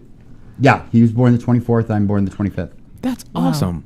I mean, 16 years later, but yeah. Okay. Do you think it's strange that except for we don't have an Aquarius, we almost have one of every sign, and we only have a couple of doubles? Yeah, that is kind of cool. It's very strange. And then our numerology does the same thing, but the numerology comes in pairs. Yeah. I don't know. I'm into this stuff. I love this Are stuff. you into numerology, Patty? But it doesn't stay in my head. Okay. It's too left brainy sort of for me. I don't even know how you remember everybody's signs. I could remember ridiculously meaningless You things don't remember your forever. mother's death date, do you? I don't. Yeah, because you're just not Absolutely good. Numbers are not good with you. Numbers are not my thing. My mom was terrible with numbers, That's too. why when you were going, was your mother died? We're like, oh God, just before you're a mom. I don't know. That's right. I don't know. How do you figure out the second number is my question. What is the second number? Like, I don't know. You said I was 33-6. How do you figure out the 6? Because the 3 and 3 is 6. Every number breaks down to one digit, except for 11 stays prime. Okay. So, yeah, it's interesting, right? Catalina in the chat on the live on one of the live streams, she's a 33-6. Oh, everybody's doing their numerology now. I love it. Okay. Yeah, do it. If you guys know yours, post it on the in the chat on the live stream. How you doing, Catalina? Hi, Catalina. So let's talk a little bit about why we all wanted to be a part of the vibration. I know we talk about that a lot, but it was very important for Michael to be a part of this. So I think it's important for us to talk about why it's important for each one of us and why it's important for us to be a part of a community. So Robert, why don't you go first? Because unlike Scott, I remember Robert's here. Well, according to Scott, you forced him to do it. Yeah, Scott, you're kidding me. I can't even go to the bathroom without Scott what? calling. Where are you? What are you doing? I will be honest. Who you go to the bathroom she with? She did force me to do it. She did. She told me to do it. She didn't ask. She told me. But she knows that no matter what she tells me to do, I'll do anyway. So I ask you as much as I ask you. The Pope made me do it. Robert? When Sheena presented this to me and the different walks of life that we have involved here, Patty being more of the, being from the pagan side, me being from the traditional side, with atheists, agnostics, metaphysical, spiritualists, et cetera, it opened up the door for a complete open and honest discussion from people with multiple different worldviews. And I thought it would be a great way to interact and share ideas with people, because someone from a traditional view might not agree with someone from a pagan view, but to see us getting along would be something they're like, oh, okay, so I can relate to this one at least, and see how that opens the door to talk to somebody else that doesn't share my ideology. So it's a great bridge amongst different cultures and customs. Mm-hmm. I couldn't agree more. And also the fact that we're all basically from different places, in the United States, and we're all. Ronan was born in Israel. Robert, you were born here, weren't you? I was born in San Francisco. Yeah. Okay. Oh my God, Robert, so was I. Woo! Both my Greek Orthodox boys. We're both Bay Area boys. Yeah. Now I'm happy. Now I feel better. But the rest of us were all born here, and we're also all from different ethnic backgrounds, which I think is wonderful. Jeff is very into him being Italian, and Scott tells you he's Greek and Danish all the time. Your background, Robert, is more Middle Eastern, as is Ronan's. Ken is, as like I said, kind of secular. I don't know what his background is. I'll have to ask him where his people come from. Hey, Robert, our church is in Belmont. You know what I'm talking about? In Belmont? The Greek Orthodox in Belmont? Yeah, I know that one. Mine was in Diamond Height. I'm under the Patriarch of Antioch. Oh, yeah, okay, cool. Not the Patriarch of Constantinople. Cool. Yay. Yeah. Daddy's like, I don't know what that means. No, I do. Well, Constantinople, because I'm Turkish. I'm Sephardic Turk on my dad's side, so yeah. Oh, That's hello. where he's from. Yeah. Okay. So it's good I'm on this side of the phone. That way Scott and Patty can duke it out while I'm not in the middle. Yeah. That's hysterical. No, instead Jeff is. How did you? How are you? What's your ethnic background, Glenn? I'm Polish, Slovakian, German, English, Irish, Welsh, French, Canadian, Creek, and Crow, Native American. A mutt. That's all that I know. A mutt. Wow. And that's not from Ancestry. That's just from ancestors telling you? That's people just in from the family? ancestors telling me. Ancestors.com. And I'm L.A. Weiss, I know, is kind of a Euro mutt, mostly Irish and French. I don't have any idea what Diane is, and I guess I should ask her. I guess I should get to know my counsel a little bit better. Michael, Lydia told me 2 nights ago, Michael was the only adopted child in a family of Jewish folks, and he was of Nordic background. Wow. Interesting. So, I never knew that he was adopted, and we never had that conversation. But I have kind of a sweet spot in my heart for adopted folks because my mom was adopted. So there were 2 adopted people on the council, Michael and my mother, and they're the 2 folks that are no longer with us embodied. Wow. So that's kind of interesting. As many, and Michael was my mother's, Archangel Michael was kind of my mother's guy. So Michael was her, she always, her whole life ran across people named Michael. And I have about 16 Michaels in my family, my spirit family. And it was sad to lose a Michael because Michaels are forever. So You haven't lost him. No. But, I miss that he's not here with all of us. Right. Because he But would have he- loved this. But he is. So, Glenn, how about you? When I asked you to do this, what did you think? I mean, you're... I said yes, mainly for the same reason Scott did. It's love you so much, and I it's love just you too, my friend. You're doing something? All right. What can I do to help? And when you asked me to be part of the council, I was like, okay, I don't really know a whole lot, but I'll willing to learn and join in and all that. And I am so sorry for my accent right now. I just got back from Kansas City. No, you're fine. I believe of all of us in the council, I believe you're the only one that has been in the American Armed Forces. Ronan was in the Israeli Armed Forces. Okay, so you could probably beat me technically, up. I was in the Navy. You were in the Navy? Not many people know this, yes. Oh my God! You look like you're in the Navy now with that haircut. Thanks a lot. You're I know, they chopped all my hair off. You're also a veteran? I was in the Navy. What was your rate? Well, I kind of Glenn was in the Navy. I right? didn't get through basic training because Oh. I have asthma, and Oh. so the day before we graduated, I was supposed to be a radio man. The day before I graduated, they gave me an honorable discharge. Surface or sub? It was actually service. Surface? Mm-hmm, surface. Yeah. Okay. I was below water, and I could never be below supply. water. No. Virginia class actually are really pretty big. Really? In the Ohio class, which are boomers, as we call them, they're huge. They've Okay. got 4 levels, and they've got 4 compartments. That scared the hell out of me, thinking I was going to go underwater for 2 years. Oh, that freaks me out. Jeez. Were you underwater? Yeah. You were on a sub? Yeah. Oh, I couldn't. I was on the USS Mississippi, SSN 782. Oh my goodness, I'm so claustrophobic. I can't even get in an elevator. I can't even imagine. Can any of you who've known me forever imagine me in a submarine? No. My God, there aren't enough tranquilizers in the world. I would have gotten an honorable discharge just for being a freak. But a submarine's bigger than that airplane you flew. That is true. That was more like a submarine from the Civil War, like that original one from the Civil War. A 32-seater. Yeah, Jeff and I flew on a tiny airplane together. I only had to take one tranquilizer. puddle jumper. Which The means Hunley? 2. The USS Hunley? The Hunley, yes, that's what the plane we were on was the size of the Hunley. They've got the sister ship down in Mobile, Alabama. I wanna- never. What the hell are you talking about? The plane you were on is the size of a rowboat. Well, that was about the size of the Hunley. So the eagle then. That was about the size of the Hunley. It was just big enough for two guys sitting on the sides to kind of... Oh, no. You're thinking eagle, which was one person... On each side. No, it was just one person. No. I'm thinking of the Hunley. The Hunley, it was a row of people. It was big. It was bigger than the Apollo module, when we put it that way, but not much. Not much. Yeah, and Jeff and I are big people, so it was basically room for like 32 regular sized people, or 4 me's.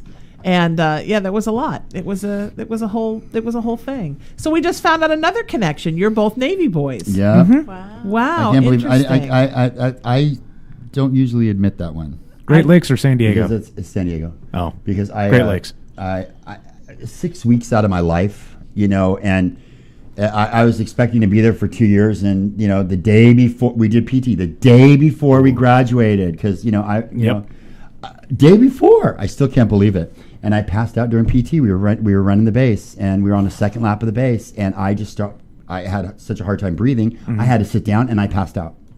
Ooh. And then the next minute, I remember waking up and them saying, "Okay, we're going to send you the doctors right now." And that was it. I never even saw my CO again. So wow, pretty much, yeah. I joined, I actually worked for the CO for the time that I was in PTs. I mean, I was in basic training. Mm-hmm. So, yeah, it was quite interesting. I joined because my dad had originally joined as a CB, and I wanted to be able to, make him proud of me, because up until very recently, I had only heard it twice. Now I hear it like every other month or so. But I joined. He actually got a discharge about the same time as you, because he had a calcium deposit in his left knee. Mm. And, I finished boot camp, and I was like, wow, I actually got further than my dad. Yeah. Okay, now what? Wow. Mm-hmm. I'm from a family so it was really important for me to have Glenn in the vibration for 2 reasons. First of all, veterans are important in our country. And I come from a huge family of veterans. So I don't consider myself a veteran. So. Well, but you signed up. You went. But I didn't even do anything. Right. Well, so.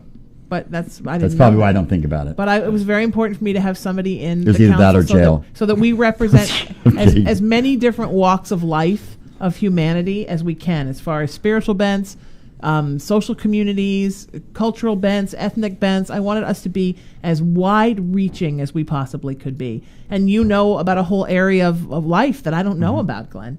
And so you're here to be an expert in that. And also, not to be an age profiler, but you're a millennial, and we don't have a millennial. We couldn't all be the same age, because that would be weird.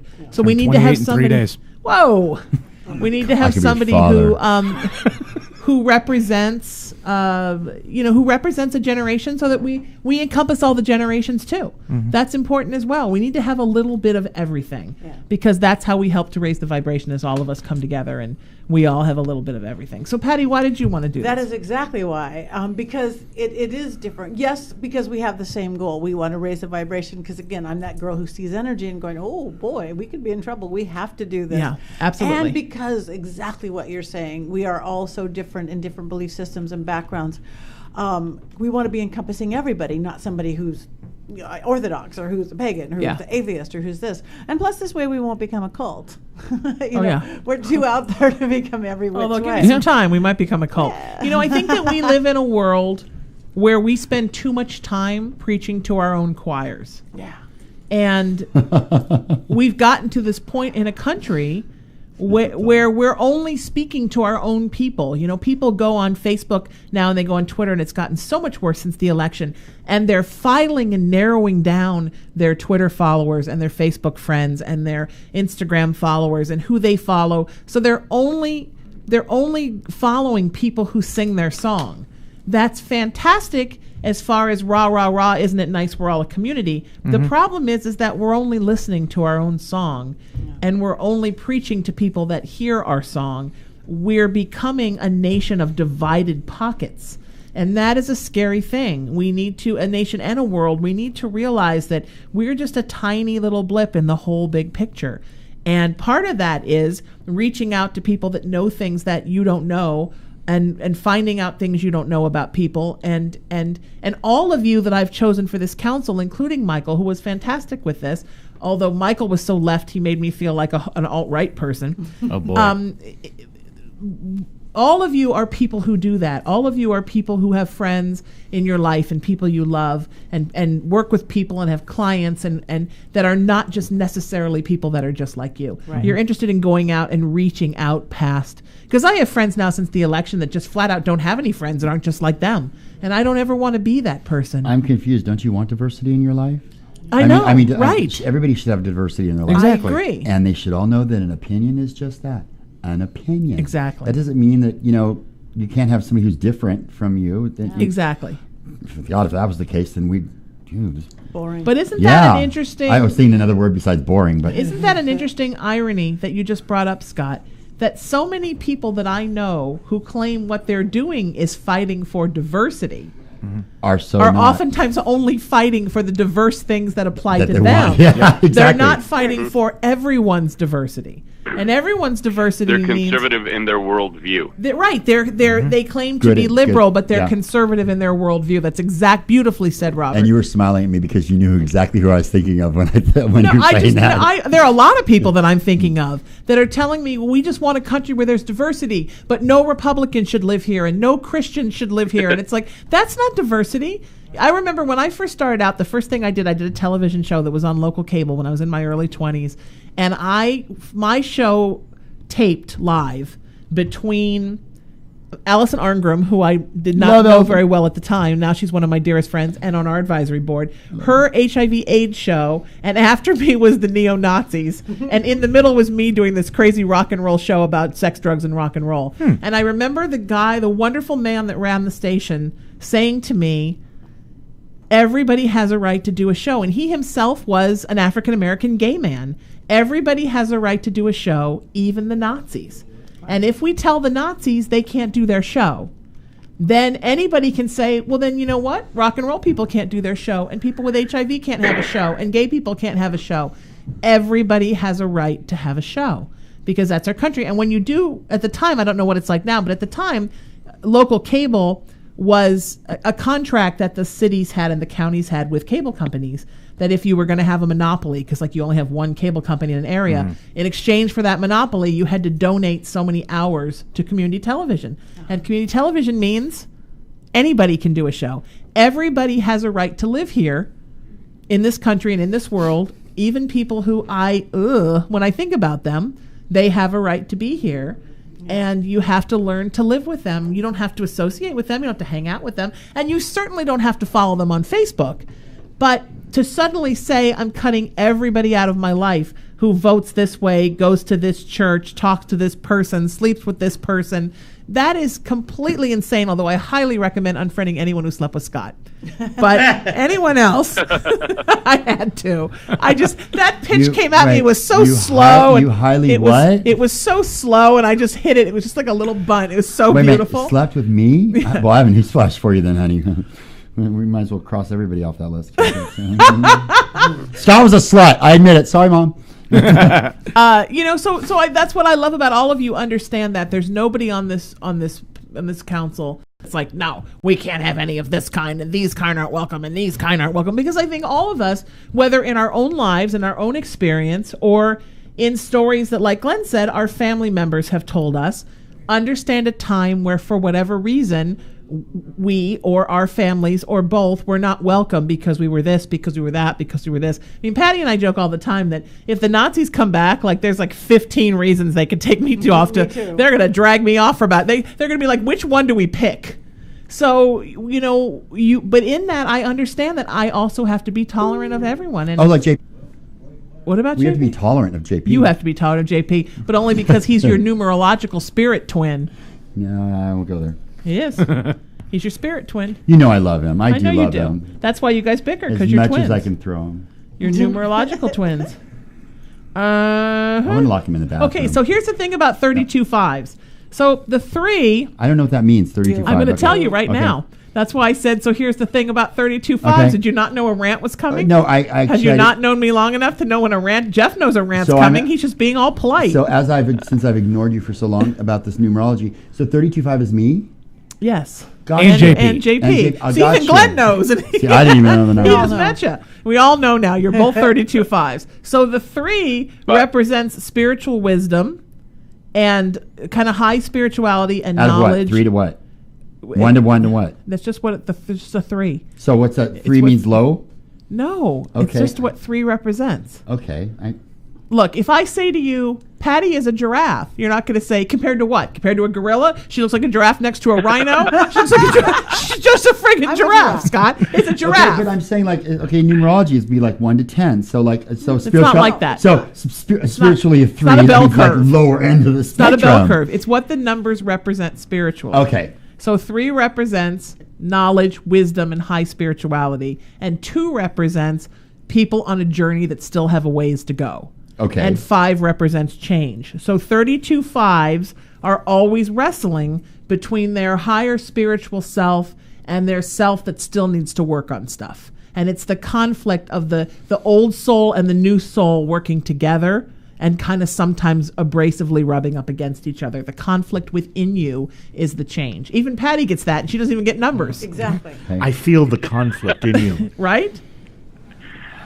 I feel the conflict. By the way, in me Sheena, too. Sunny from Glow, one of the original Glow girls, just texted me saying that she apologizes or she gives her condolences for Michael because she met him when she was on the series. Oh, the yes, show. she did. Yeah. MTV and Sunny from Glow Girls were here in studio because they've both been on the show. He did all the and he did all their testimonials. Yeah. And they loved him. I appreciate that. Please tell Sunny I love her. She's a good Scorpio. Never can have too many. She's listening now, so Sunny's a hottie. Sunny was hot. So, Sheena, what do our numbers mean?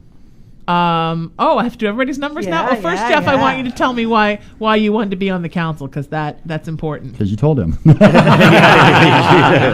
No, actually, that was the 2 part of the 32. Because I told him. Actually, I remember we were in studio, and after everything leading up until after the election, there was just a lot of turmoil, and we were commenting about the fact that it just, especially Facebook, was just getting really negative.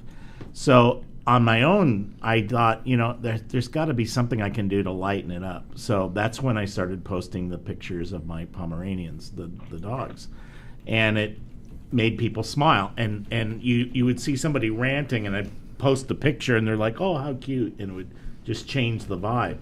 And so that was kind of working along. And then when I was there when she actually thought of the raising the vibration. I can actually say she told me about it. I did.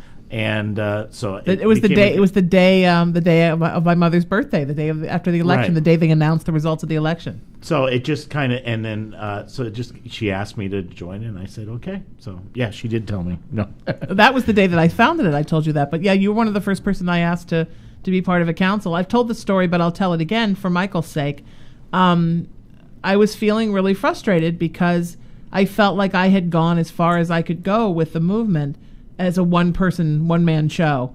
And I didn't know where to go next, and I was feeling kind of depressed. It was kind of a weird year anyhow.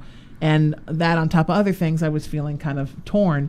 And I was sitting here interviewing somebody on the air, and we were chit-chatting during the commercial break, and she asked about the movement, and I brought that up, and she said, "You know 1 million people. Why don't you ask for help?" And I thought, oh, you can ask for help? Like this whole light bulb went off. You never ask for help for anybody. You never ask for help. So this was a good thing that you know. It was a good thing, yeah. So I literally pulled out a piece of paper, and while I was interviewing her in the rest of the segment, I wrote down a group of names, and it was every single one of you.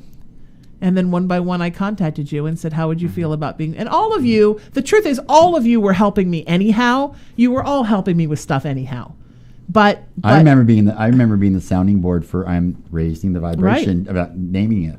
You kept throwing things out at me. Yeah, because I had the name that what I wanted, and I wasn't sure if I should use the whole thing or what I should get for a URL. And I'm sitting there going on GoDaddy, seeing if they have them or not. And everybody said yes, and I was so blown away. Who's going to say no to you? Well, who would say seriously? Who would say no to you? Somebody could say no to me. No. One person said no to me that I just did. One person has What? said no to Oh, me. no, you know what I mean. Smart But I ass. asked to be on the advisory board. I've had one no. Yeah, That's okay. I know who that is. You can get but a no. it's like, no, yeah, but That's the fine. thing is that But I can't believe how many yeses I've gotten. well, I can believe it. I can. Because everybody loves you. Yeah. I mean, the beautiful people that we have. Let me see if I can remember everybody we've confirmed. So our advisory board right now is Lydia Cornell, who called earlier. Is she coming?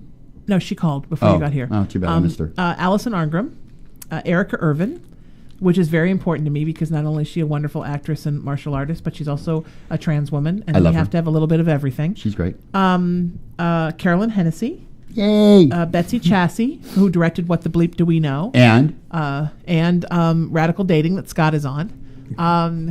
Dee Wallace. Yay, Dee. I love everybody. Ray Dong Chong. Yay, I love her too.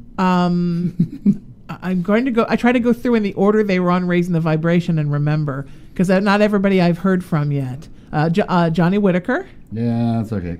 Who's also a Sagittarius. Yeah, like it's okay. Scott. We'll have to do his my uncle Michael Johnny, so I had, have to give him a hard time. Scott's mom was on Family Affair with Johnny, so it's a long history of Johnny. So I call him Uncle Johnny. What Yeah, can I didn't ask Johnny to come in here tonight because I didn't think it was appropriate for him to make out with me at Yeah. Michael's memorial show. And you know he only does Although that Michael because would I'm have in the thought that was room. a hoot. No, he does it when you're not in the Oh, room. he does it when I'm not in the room? Oh, yes, he does. Really? Mm-hmm. Yes, it's not about you. Uncle Johnny, I got to talk to him. Men only kiss It's on me YouTube. to make It's Scott on- jealous. It's on YouTube. I just want everyone to know that. Men only kiss me to make Scott jealous. Well, that's true. That's That's true. Actually, And you I'll get say jealous. this. Men continue to kiss you because it's just you, but they initially kiss you just to make me jealous. No, when they first kissed me, you weren't anywhere around unless you were hiding under the table. I could have been. Patty's laughing. She's like, I know this whole story. Scott, you weirdo. The first time Johnny kissed you, I was there. No, you were not. Yes, I was. No, Yes, not I unless was. you were hiding. Yes, it was. It was a Vagina Monologues. Do you remember that? Vagina Monologues. That's the first time he kissed you, and I was there the first time he kissed you. I don't even remember. Johnny, I'm See? Okay, Uncle John. I was at the vagina model. Yep, yep. Oh. That's the first time he kissed you. Oh. In front of me. Okay. Maybe that was the first time. Yep, that was before you guys went on your little date. Yeah, we've been on some dates. I know, that was way before the first one. Okay. Yeah, Scott is my stalker. He hides in my bushes. No, I just know everything you do. He hides in my bushes. See, she doesn't know that I have an app that I programmed on her phone that I know where she is at all times. He can see me in the shower. And she has no clue that I have it on there. That's what that little mark. Oh, damn, I just told her. That little drill hole in the tile in my shower is you're all Norman Bates. Oh, yeah, that's me. I'm watching you in the shower. Yeah, just to make sure I'm not with somebody else, you can go, I'll give her the shower with somebody else. Do you like them more than me? You know, it's really funny. One of these days, you're going to be like in a bathtub or somebody, or the jacuzzi with somebody, and I'm going to call you. I'm like, who are you in the jacuzzi with? Yeah. Exactly. As I'm looking at my phone, it's actually Scott looking out at me through the lens. That's the app. Stalk Sheena. It's the Stalk Sheena app. $1.99 costs $1.99. No, but he only made nothing because no one got it but you. Again, these are all things that would make Michael laugh, or we would be in big trouble. Yep. Robert, you've known me the longest of everybody in this room. You've known me. How long? Robert has known me since 1999, 2000. 2001, yeah. 2001. See, he knows because Robert's good with numbers.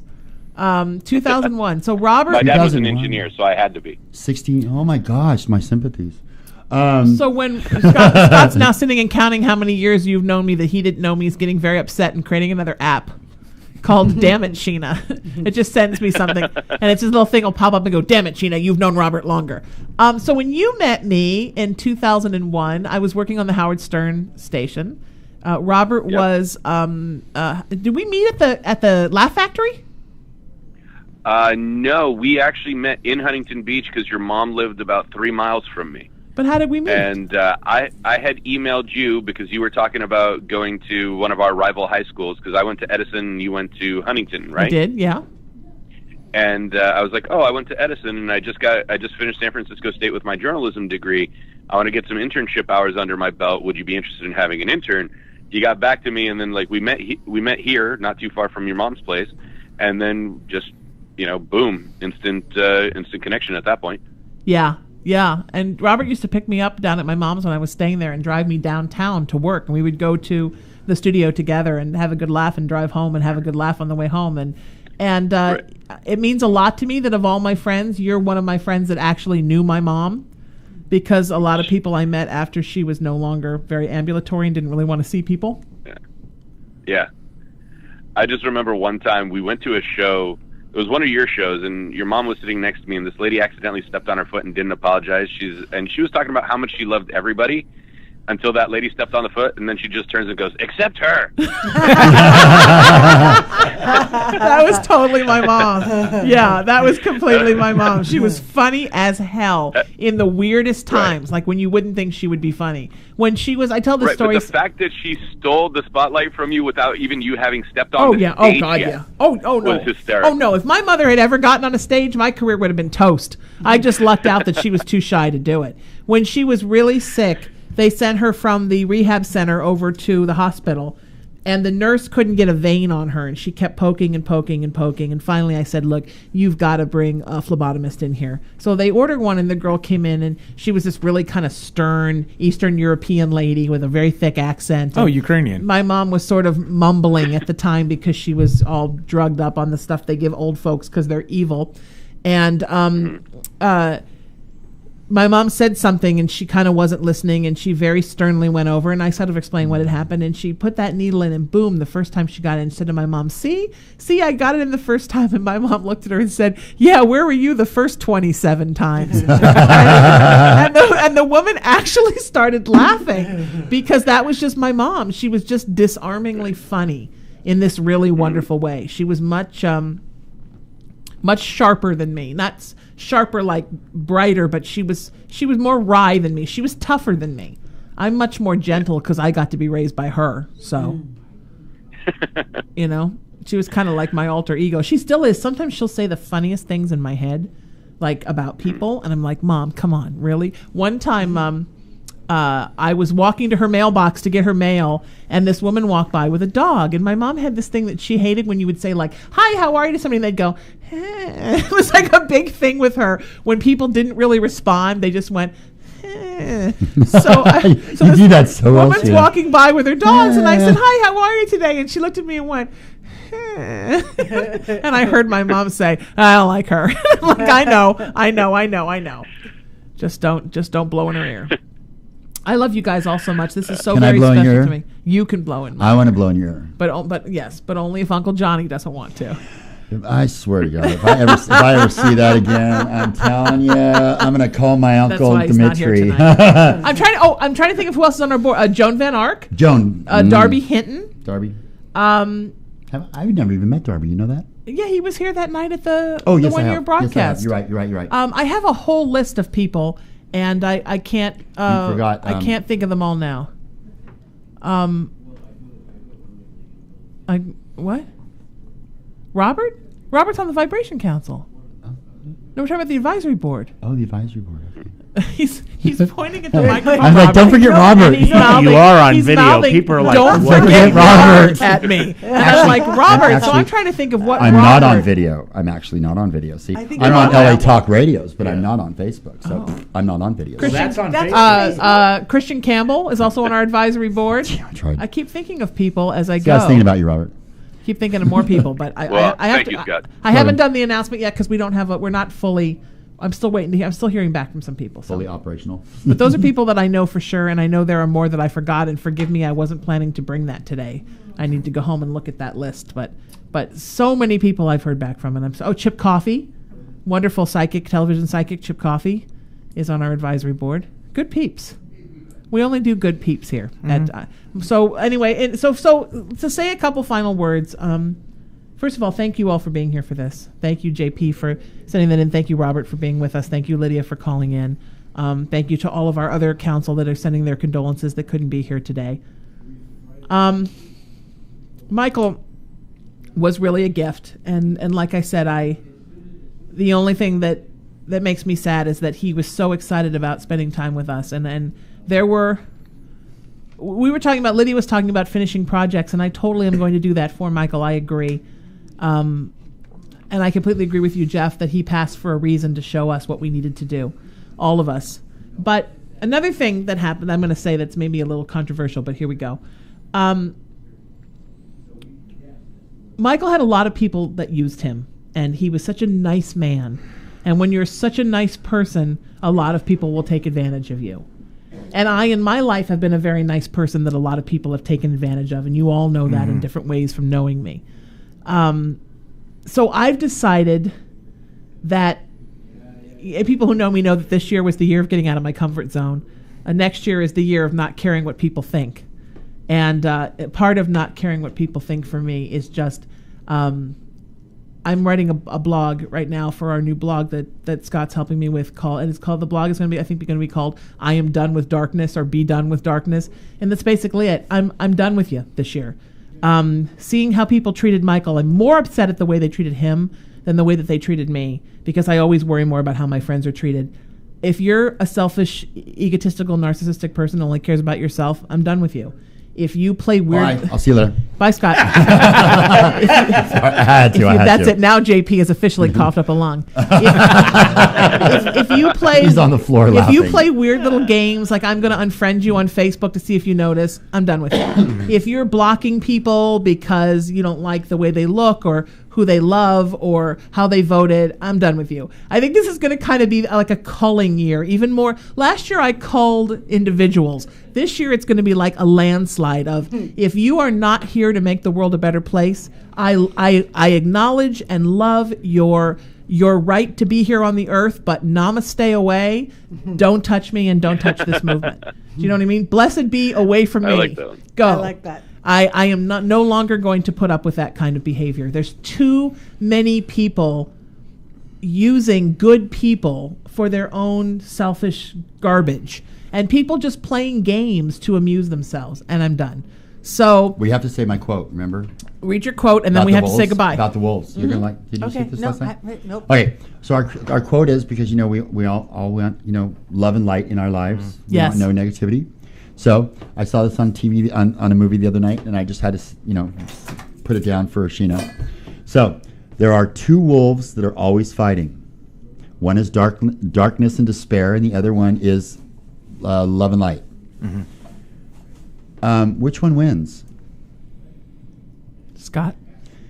The one you feed. That's it. Yep. Yeah, that's Foster the light, people. So let's and not feed the darkness or starve the dark. despair. Thank you, Scott Travis, Jeff Floro, Patty Negri, Robert Samo, Glenn You're welcome, we love Marcinak. you. Thank you, Michael Steindel, for being such an important part of us. You always will be. We love you, my friend. Everybody who's here today, whether you know us or not, whether you knew Michael or not, whether you know about IamRaisingTheVibration.com or not, let me leave you with these parting words. We have got to do something about this country and this world. We have got to bring more peace into it. We have to bring more love. We have to learn to be kinder. And we especially have to learn to think of ourselves as one human family and as a unified group of people, or we're going to be in some serious trouble. So if I can give some parting words to you, it's this. Always think of peace, of world peace. Even if it never happens in our lifetime, it will happen in someone's. Keep thinking about it. Live your life in love. When you don't know what to do, think about what the most loving answer is and find a way to get there, and gravitate towards others who know how to love you and who know how to be a part of your life. Always lead with kindness. There is kindness everywhere. You can find it in others. You can make your own. You can do 5% different every day.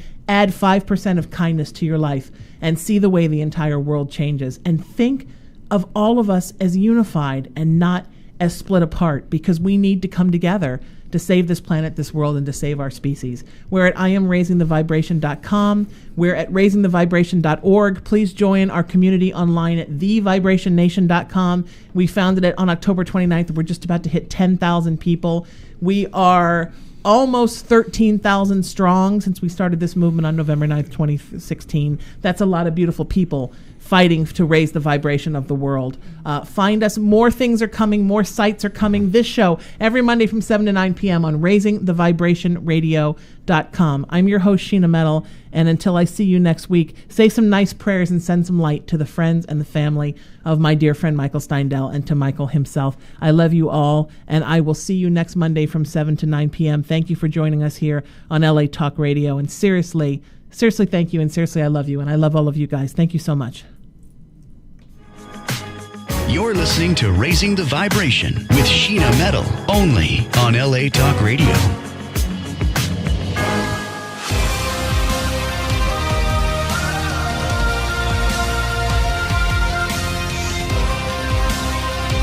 Irreverent, entertaining, cool. You're listening to LA Talk